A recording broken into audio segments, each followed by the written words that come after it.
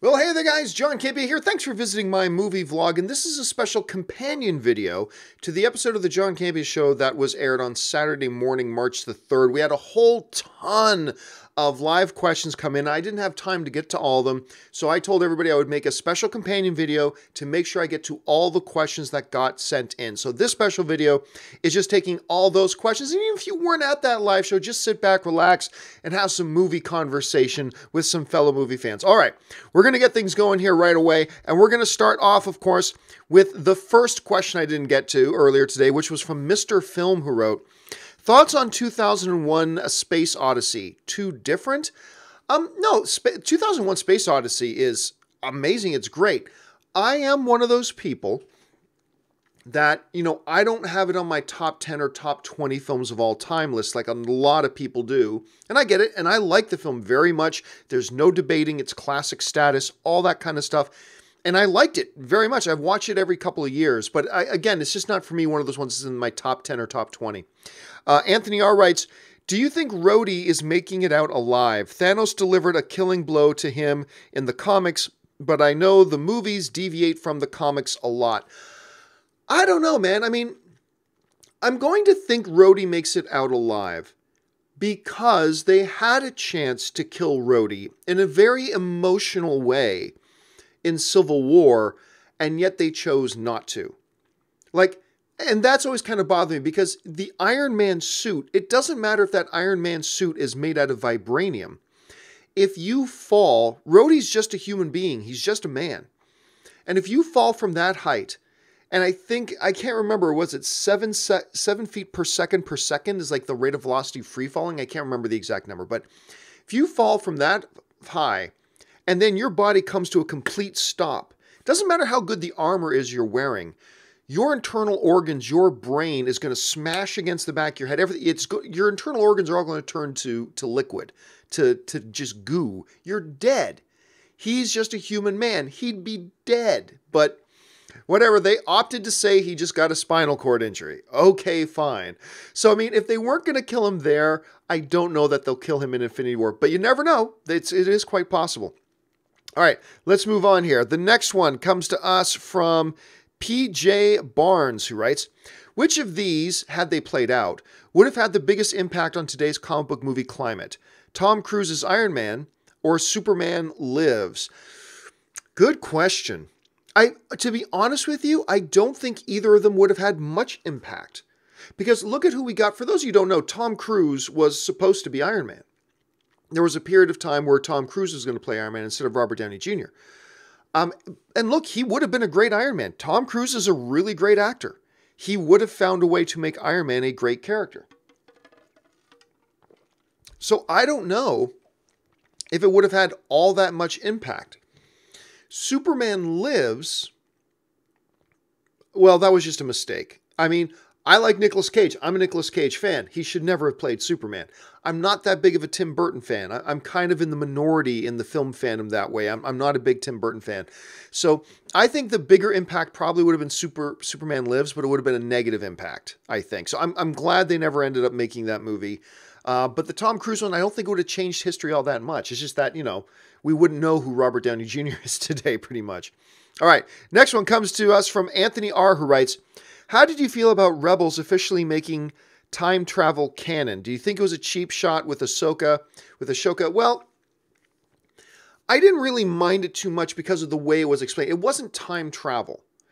They just explained, the way they said there's a dimension in between dimensions, that all time is simultaneous, that all time is all at once there in this pocket dimension. And they can go in and out of any period of time that they want. So it was a different take on something that has become very old and tired in time travel. But I thought at least it was an original take on it, so it didn't bother me that much, to be honest with you. All right, Glorious Movie Show writes, "Hello, sir. I was wondering, what are your hopes for the next Star Wars animation show? The Rebels finishes next week. Thank you for being glorious." I have no hopes. I just hope it's good. I mean, I don't have a blueprint in my head that says the next Star Wars animated series has to be this, and it has to do this, and it has to do this. To me, I just want it to be good. I didn't think I would like Rebels, to be honest with you, because I'm not a big fan of Clone Wars, which is weird because most Star Wars fans really love Clone Wars, and I don't. And so I was really surprised by Rebels, that I enjoyed it as much as I did, and I've been loving this final season, going in now to the final episodes. I was supposed to go to a screening last night of over at the Disney lot. Disney invited me and Anne to go to the Disney lot and do an advanced screening of the final 2 episodes of Rebels. Anne had an appointment that she couldn't get out of, and so we just ended up not going. So we're going to have to just watch it later like everybody else. But I've been surprised how much I like it, and I never would have picked that as the story. I never would have picked that story as the story for the next Star Wars animated series, and yet it worked out just great. So I'm not going into it with any expectations. I just hope it's good. Whatever it is they give us, I just hope it's good. All right, the next one comes to us from Devontae Brown. Hopefully Cinemia sticks around despite the lawsuit. Yeah, so for those of you who don't know, Cinemia is much like MoviePass, although they operate very differently. There's some big major differences between MoviePass and Cinemia. They're both, movie club services, movie subscription services. You both use a mock MasterCard credit card to buy your tickets. The difference is, MoviePass, you can go to 1 movie a day. You can't do that with Cinemia. You can go up to 3 movies a month. MoviePass, you can only get 1 ticket. Cinemia, you can get 2 tickets. You can't go to 3D with MoviePass. You can go to 3D with Cinemia. You can't go to premium movie theaters with MoviePass. You can go to premium theaters with Cinemia. You can't buy your tickets advanced online. You can buy your movie tickets advanced and online. Cinemia. They're very, very different. I prefer Cinemia, and they don't seem to have any of the shady, underhanded, dirty business practices that MoviePass seems to have. It just seems like more and more of their dirty laundry keeps coming out. I use MoviePass. I use Cinemia. As far as just using them as a consumer goes, they're both great. Just one happens to be run by a very shady company. So yeah, and with all that stuff they pulled with not letting their members go to see Red Sparrow, at least in a bunch of markets, because freaking Death Wish paid them for promotional consideration. It's just another big, dirty, underhanded thing. And yeah, I really do hope Cinemia sticks around, as long as Cinemia keeps it all above board as well. CJ Houston writes, MoviePass is the only reason I've seen most movies. Hey, yeah, look, this service is a great service. You pay $10 a month, you get to go to 1 movie a day. They cannot sustain that. And whatever they say in public about how they're going to raise money, their real goal here, and I think they've tipped their hand in this, I think. So from my point of view, their real goal here is to amass a large enough consumer base that they can use you and me as pawns to blackmail movie theater chains and force them into making deals with them for a cut of their concession stand sales and a cut of their movie ticket sales. And there are already theaters like AMC saying, no, we're not doing that. We've told you from day one we're not doing that. And there's that. So yeah, I don't blame anybody who uses the service. I use the service. I will continue to happily make MoviePass lose money, because every time I use that card, I make them lose money. And I'm going to help them lose money as much as I can, because I enjoy using the service. But I don't expect them to be around too awful long, which is unfortunate. I really wish they were more above board. Next one comes to us from Brendan Mills, who writes, also, I want to see a boxing match. Don't be silly. Don't be stupid. That's just ridiculous. D. Clem1 writes, over under 30% that Nickelodeon makes a 3rd Teenage Mutant Ninja Turtles movie. I think at some point we're going to see another incarnation of the Teenage Mutant Ninja Turtles, but the last 2 that we've had that have been kind of under the Michael Bay production company, I think they're done with that. The second one took such a huge nosedive in box office. Huge nosedive in box office and huge nosedive in quality, in my opinion, that I don't think they're going to try again. They might try a new incarnation soon, but I don't think we're going to see a 3rd part to that particular series that they were doing, which is too bad because I actually really liked the first one. I liked that first Teenage Mutant Ninja Turtle movies under the Michael Bay production company. I thought it was fun, and I was thinking it was going to be garbage, and I enjoyed it, so I was pleasantly surprised. Let's see. N. Starks 007 writes, Friend of mine snapped a pic of Zack Snyder on the Aquaman set and said his words, he was doing a lot more than saying hi. Is Zack Snyder still involved in the DCU? No, he is not. Zack Snyder is not involved in the DCU at all in any way. You might see his name attached contractually as like as a producer or as a co-producer or something like that on some of the films moving forward. That might be a contractual thing, but you're not going to see Zack Snyder, as far as everything that I know, you're not going to see Zack Snyder involved with the DCU anymore. Kellex writes, just saw I, Tonya last night and Margot Robbie was amazing. I hope she wins Best Actress. McDormand was great, but Robbie on another level in my opinion. Yeah, I, Tonya is fantastic. I love I, Tonya. It's a great movie. I was so pleasantly surprised. I mean, I thought it would be good. I didn't realize it would be that good. However, Margot Robbie's not winning it. I believe Frances McDormand is, and I do believe McDormand was on another level above Margot Robbie. I thought McDormand just was the best female performance of the year. To me, that's it. However, I also believe that Jenny or Jenny. And Allison Janney or Allison Jenny, I keep getting that mixed up. Anyway, the woman who plays Margot Robbie's mom in I, Tonya, I believe she is walking away with Best Supporting Actress. So we're going to get, I believe we're going to get an acting award out of I, Tonya, but I believe Frances McDormand is going to get the big one for Best Lead Actress. But yeah, I do love that movie, man. I'm glad you enjoyed it. ZCMZ Zombie writes, Happy Logan anniversary. Is it the Logan anniversary? Has it been 1 year since Logan opened? Hold on a second. Let me pull something up here. Logan release date. And, okay, so this month, in May, not till May, Loganversary. So I'm not quite sure what it is you're talking about. Not until May. Sujith writes, just came back from watching Lady Bird, loved it so much, one of my best of 2017. You know what? A lot of people love that movie, Sujith. A lot of people love it. I was not one of them. I couldn't stand that movie. I was bored to tears watching it. And I'm the only, I don't know, all of my friends love it too. Everybody loves that movie. And I watch it and I was bored stiff. I didn't find it clever, but hey, everybody else loves it, and I'm glad everybody else does. I'm glad you liked it. I'm the odd man out here, so that's okay. That's the subjectivity of movies, I guess. ZCMZ writes, would you rather Nice Guy sequel or Man from U.N.C.L.E. sequel? Ooh, that's a good question. If I had to only choose one, because I love both those movies. You know what? Okay. I think Nice Guys was the better movie. I love them both. But I do think Nice Guys was the better movie.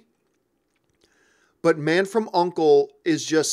is just designed to be a franchise, you know? So I would say I would rather a sequel for Man from U.N.C.L.E. Even though I think Nice Guys is the better movie, I think Man from U.N.C.L.E. is set up better to be a franchise. I will go for Man from U.N.C.L.E. But great question, man. That's a great question. Justin Ward writes, what happened to your Comic-Con show with Makuga? Or if you're talking about the show I used to do on Comic-Con HQ, which was their streaming network, we had a contract for 1 year, for one season. We did one season of the show. It was called Film HQ. I was very proud of that show. I loved that show. And I loved that I was able to hire Josh Makuga to come on and be a part of it. And I had a wonderful team of people work on that with me. But the network did not do as well as it thought it would do. And I think the budget of my show was around the $350,000 mark. Was the budget, because it wasn't cheap to rent studio space and have all the crew and the staff and all that kind of stuff. And I think the budget was around $350,000 or more. I might be off by a little bit on that, but I'm thinking it was that. And simply saying that it didn't do well enough to justify spending that much money on doing the show. So we completed the first season. I had a great time doing it. They enjoyed working with us, but it didn't make financial sense for them to continue with it. So we didn't renew for another season. Which is unfortunate, but hey, that's the way it is. We knew it was a big risk. I love taking risks. But when you're doing like shows online and putting a bunch of money into it, that's a risk. Because there's very, very, very limited ways of making money online. And it just wasn't financially viable to do it. So We did it. It was great. Had a lot of fun doing it, but we couldn't do it for another season, unfortunately. Let's see. John Salvi writes, at my local Costco, you can buy cheap movie tickets. Yeah, you can. When you're at Costco, you can actually buy these, because you're buying them in advance, like you're committing the money in advance, so you can actually get movie passes to Regal or AMC for a discounted price. Not as discounted as if you were a Cinemia or a MoviePass subscriber, but you can get tickets for a discounted price. I always recommend that to people. And they always are always so surprised when I mention that, but you can save a few bucks on every movie ticket by buying stuff there. So thank you for bringing that up, John, to keep on people's radars. Kellex writes, after seeing 3 Billboards, I thought it was great, but The Shape of Water was still a better film for me. I hope it wins Best Picture at the Oscars. I'm still leaning towards 3 Billboards, but I think Shape of Water has a very legitimate shot. Like, yeah, I can't remember what, there are 8 or 9 nominees this year, and of course they all have a shot, but there's like only 3 or 4 that have a legitimate shot. Shape of Water is one of those. I will not be surprised at all if Shape of Water wins the award. I will not be surprised at all if Dunkirk wins the award. I will not be surprised at all if 3 Billboards wins. Those are the 3 films that I think really have a legit shot at winning. I think it'll be 3 Billboards. I would personally vote for 3 Billboards, but you will not hear one word of complaint out of me if Shape of Water wins. You also won't hear any complaining out of me if Dunkirk wins. I mean, that movie's brilliant. So I'm down for whatever wins, to be honest with you. ZCM Zombies writes, thoughts on the third Man with Orson Welles. I'll be honest, man, I can't remember it off the top of my head. I cannot remember it off the top of my head. Sharan Aurora writes, has anyone gotten the Warner Brothers secret correct? Nope. No one's even come close to it. Holid Love writes, but John just became a Patreon supporter. Well, thank you so much, man. I appreciate that. And thought I'd celebrate with a super chat. As a daily viewer, it's the least I could do. Bring on the filthy. Oh, thank you so much. Holid? I'm going to go Holid. Maybe I'm mispronouncing that. Thank you so much. It really is you guys, the Patreon supporters, who keep this YouTube channel alive, that make it able that I can do this full time and pay other people to be involved as well. You guys make that possible. So I hope you enjoy the content we put out. So thank you so much for becoming one of those supporters, man. It means a lot. Devontae Brown writes, you forgot to add this super chat. Batman News did actually say their worst fear was Reeves leaving Batman, but it was their opinion, maybe not story worthy. See, that's the thing. Like, they never put that in a headline. They never said that in a thing. Nobody said that's what was happening. And for The Wrap to then run a story saying, exclusive, Matt Reeves not leaving. Nobody said he was. Nobody said he was. And it's just really pathetic journalism, in my opinion. So there's that. Sujith writes, more on Man of Steel. How hot was Feora? Oh, forget, like, she's clearly very, very beautiful. Yes, but that was a hot character. Like, just, she's so badass and so mean. Just one of the elements of Man of Steel that makes me love that movie so much. I love Man of Steel, and Feora was definitely one of the big reasons for that, for sure. Matthias Peterson writes, greetings from Denmark. I love your show. Thank you very much, international friend. Helps me relax when getting home from work. Pretty rarely do I get to watch live. No problem, man. That's the great thing about YouTube, is you can hop on and watch anytime. And I'm really honored and glad you can make this show a part of your day. And I'm glad that the show can help you relax after work at the end of the day. What is better than just some good movie conversation? Is kind of my kind of philosophy. So thank you so much for sharing that with us, Matthias. ZCM Zombie writes, speaking of A24, did you finally check out the Heredity trailer? Nope. Still never got around to watching that trailer, man. I'll be completely honest with you. I haven't watched that yet. Chris Bradford writes, no movie news feed. Okay, remember, so this was from the John Campea Show earlier today. The John Campea Show on Saturday and Sunday is a little bit different. Whereas Monday through Friday, I try to keep it to about 35 minutes. We stay more just on movie news topics and things like that and keep it a little tighter. On Saturday and Sunday, it's a little more loose. It's a little bit more relaxed. There is no movie news feed on Saturday or Sundays. Not a lot of movie news coverage on Saturday. So I basically just take questions from the email and then live. And we also make it a little bit longer. Since it's the weekend, we're more relaxed. Make it about an hour long instead of 35 minutes long. So no movie news feeds on Saturday and Sunday. Movie news feed will be back on Monday for sure. Let's see. What else? Juan writes, is it an issue if Avengers makes less than Black Panther? No, not at all. There are going to be some people, look, Black Panther is going to come in around $1.5 billion with a B. Okay, $1.5 billion with a B. That is, you're talking like top 6, top 7 box office film of all time. All right? There are going to be some people who are desperate to find something to complain about the MCU about. That if Avengers Infinity War comes out and say makes $1.4 billion, they're going to use that as like, they're going to try so desperately to say, something bad about MCU. Really? $1.4 billion is all you got? That's your desperate thing to try to make it look bad? Is to go, just because it didn't make as much as Black Panther? That's your desperation? I mean, if Avengers Infinity War, let's say Avengers Infinity War comes out and makes 1.5, that'll be nearly triple. Not quite, but you're getting in the neighborhood of being nearly triple of what Justice League made. Wrap your head around that. Nearly triple. So no, look, if Avengers Infinity War comes out and makes like 900 million, which would be insane for anything else, yeah, at that point you're going to have to go, that might be considered a disappointment. But if it gets to, like, if you add another 300 million on top of that, 400 million on top of that, if it gets to 1.3, $1.4 billion, there is just no line of rational thought that you can employ to say, oh, they must be disappointed about that. Oh, that underperformed. No, you can't. And it's probably, I think it's going to come in around 1.7. I think is where it's going to finally end up. But nah, making less than Black Panther, which is going to be one of the biggest box office films of all time, no, that's no, there's no dishonor in that. Nick the Gamer writes, Prince of Persia is one of my favorite video game movies. I find it quite underrated. What are your thoughts on it? Thanks for the amazing content. Well, I'm glad you liked it, man. That's the subjectivity nature of film. I did not like it. I did not think it was very good at all. I thought it was quite a bad movie. But hey, again, it worked for you, and that's the important thing, and no one can take that away from you. You enjoyed it, but no, man, I mean, and you had great performers in there. You had Jake Gyllenhaal, you had Ben Kingsley there, you had a really good premise and stuff like that, but to me, it didn't work for me, but I'm glad it worked for you. ZCM writes, just watched Darkest Hour. One of my favorite scenes was the train scene and the end. What was yours? The train scene. When I got chills as he's sitting there just talking to the people and getting their feedback and hearing from them.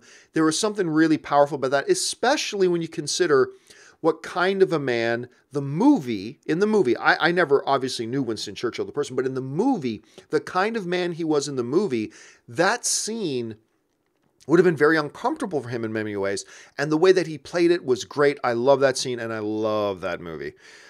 Chris Bradford writes, also, did you read the winners of the Razzies today? The Razzies are so much fun. You know what? I didn't read. I didn't know. Of course, it's the day before the Oscars. Of course, the Razzie things came out. I haven't read the winners yet. They should never be taken seriously. It's all just done in fun. But I do have a lot of fun with the Razzies. I've always enjoyed them, but I never take them seriously, nor should anybody else. Mike the Fanboy writes, hey, John, what are your thoughts on the Conan the Barbarian series being developed by Amazon? It really all depends on the direction they decide to go with it, right? If they come up with something really cool and a good idea for it and they cast it well, then great. It can be a Game of Thrones kind of thing. If they just go cheesy and hack slash, it might be a little bit fun, but hey, look, I'm up for anything, trying a story and go. I do think this, once again, I've been saying for a long time, I don't think this Arnold Schwarzenegger Conan thing is going to be happening, despite the fact that Arnold keeps saying it's going to happen. I think this puts another kind of nail in that coffin. I don't think we're going to see that next Arnold Schwarzenegger incarnation. But who knows? Maybe they will. Let's see. Mike Ryan writes, next MCU IP you want to see used for the franchise, don't care. Don't care. I never would have suggested that they do Ant-Man, and I loved Ant-Man. I never would have suggested doing Doctor Strange, and I love Doctor Strange. So yeah, I just don't care. Really don't care. Whatever they think is best, I'm going to be totally okay with. I totally would. And finally, ToonieTube writes, Star Wars fandom is so toxic now. You can't write in any more, in any chat you like about the new movies and get attacked. Or you can't write in any chat that you like the new movies and get attacked. Yeah, I mean, look, it has become, first of all, just in general, online film fandom has become very, very toxic. A very, very toxic environment. And to be fair, there's many places you can go where you can't say you dislike the new Star Wars movie without getting attacked either. It goes both ways. It does. Maybe it goes one way a little bit more than the other, but it does go both ways. And that's just really unfortunate. And all this toxic fandom in the comic book stuff, whether it's Marvel versus DC, in the Star Wars stuff, whether it's pro Last Jedi, Last Jedi, or anything else, it all comes from one common symptom. That people are too stupid to understand the subjectivity of movies. And that's why people complain to me sometimes, well, John, why are you always harping on the subjectivity of movies? Because it is, without an understanding of the subjectivity of movies and embracing the concept of the subjectivity of movies, we get toxic, brutal, awful, destructive fans that just destroy the joy for other people of being a film fan. You are a pathetic person when your goal is to destroy the joy of another person in movies. You're pathetic. Like, that's why when somebody comes up and say, hey, I hate Prince of Persia. I don't like the movie. I think it's terrible.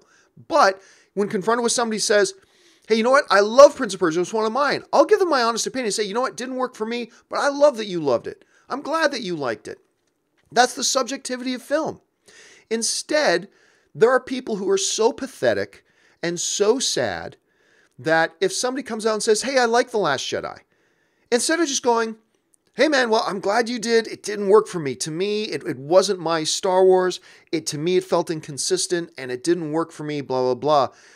Instead, they go, are you some kind of fucking idiot? You're this and you're this and you must be one of these SJWs and you might blah, blah, blah, blah. And they make it their goal that I would rather destroy somebody else's fandom than just accept that, hey, maybe they just think differently than I do and they liked it. Well, hey, good for you. You liked it. Didn't work for me. I didn't like it, but you did. That's great.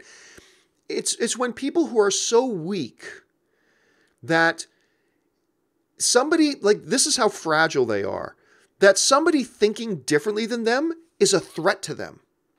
Like, well, if you think differently, that threatens me. Because if you think differently, that undermines my belief in something. Therefore, I need to attack you. Look, you liking Prince of Persia doesn't undermine my dislike of it. You hating Armageddon doesn't undermine my joy of Armageddon. So, okay, you didn't like it. That's unfortunate. I do. And we can both be film fans. Yay!